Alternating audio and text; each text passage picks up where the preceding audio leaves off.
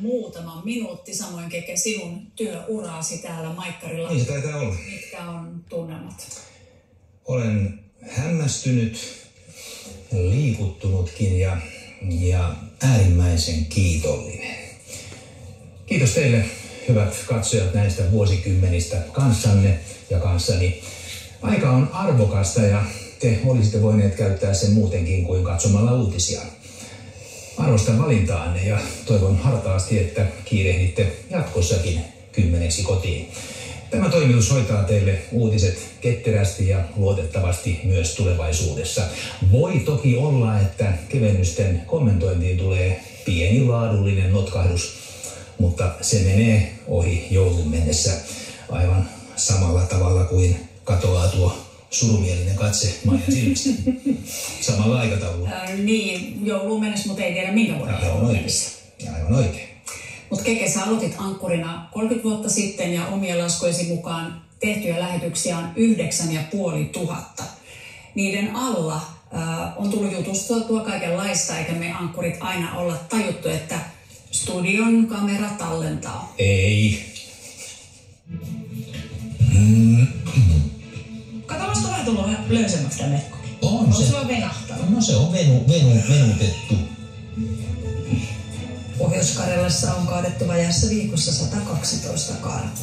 Voi niitä karhuparkkoja. Karhupaistia siellä on syöty sitten. Siis mehän ehdittiin yli 30 vuotta ankkuroida yhdessä ja tehdä, juontaa kaikenlaisia lähetyksiä yhdessä, niin kertaakaan ei ole sellaista hetkeä, että ei olisi voinut täysin luottaa siihen niin kuin pariin, mikä on niin kuin tosi niin kuin tärkeää näissä hommissa. Kyllä mä ainakin itse jää kaipaamaan sitä hänen aurinkoista olemustaan, johon yhdistyy se, että Keke on siitä aurinkoista olemuksesta huolimatta, hän on hyvin vakavasti otettavaa. Juuri sellainen uutisankkuri kuin mitä suomalaiset kaipaa, että meillä kerrotaan vakavia asioita, mutta sitten välillä vähän hymyillään. Paavo Lipposen uuteen hallituspohjaratkaisuun. Ulkoministeri Tuomioja kysyy, että onko meillä mitään teemaa. Eihän meillä tässä ole kuin itsenäisyyden teema, joka on... Joo. Hyvä. Hyvä. Joo, hyvä. Kiva, kun mulla on sihteeritys.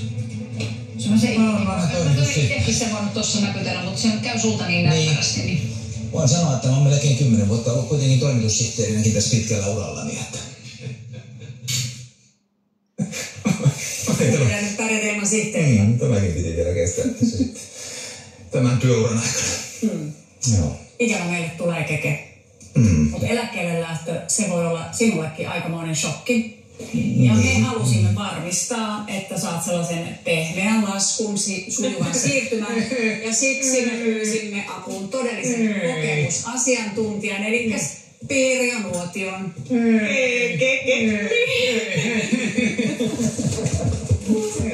Nyt tuli noutaja. Kyllä mä tällaisen noutajan mukaan lähden aina. Hyvä. Joo, mä kattelin ja kuuntelin noita juttuja, niin nythän sä voit sitten noi kaikki muut rusettis laittaa kiertoon. Ne kravatithan meni jo. Joo, ja myös ruseteista osa on mennyt jo kiertoon. Okei, et mitä et laita. Ei, tää on sitten aivan heität mulle tuolla päälles vaan hupparin. Joo. Mä nimittäin ajattelin, että mä saatan sut nyt vähän pidemmille vapaille. Okei. Onko se lähtenyt sitten? On se lähtenyt. Oikein hyvää jatkoa kaikille. Sori Maija. Pitäkää huolta toisistanne ja katsojista. Pidetään. Sori Maija. Me odotetaan kyllä sua, mutta niin mä vien sen nyt joka tapauksessa. Mennään nyt sitten.